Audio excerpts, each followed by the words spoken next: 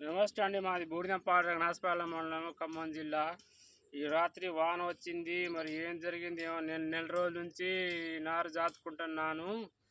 మరి రాత్రి 3వ తారీఖు రాత్రి వాన వచ్చింది, పిడుగు పడింది. ఏం పడ్డదో అని మొత్తం నారు మొత్తం చచ్చిపోయింది.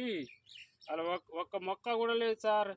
చూడాలంటే తెల్లారి లేని పొద్దున లేచి వస్తే అలా ఒక్క మొక్క కూడా లేదు. రాత్రి పిడుగు పడ్డదో ఏమడదో దయచేసి సహకరించండి. అసలు మొత్తం ఒక ప్యాకెట్ రూపాయలు పెట్టి నేను వేసిన.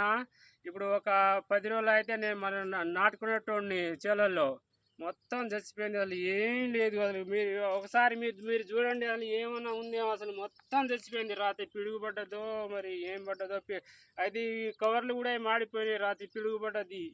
అలా ఏమీ లేదు. మొత్తం 40 ప్యాకెట్లు, మొత్తం ఒక ప్యాకెట్ 7 రూపాయలు మొత్తం చచ్చిపోయింది. అసలు ఏమీ లేదు.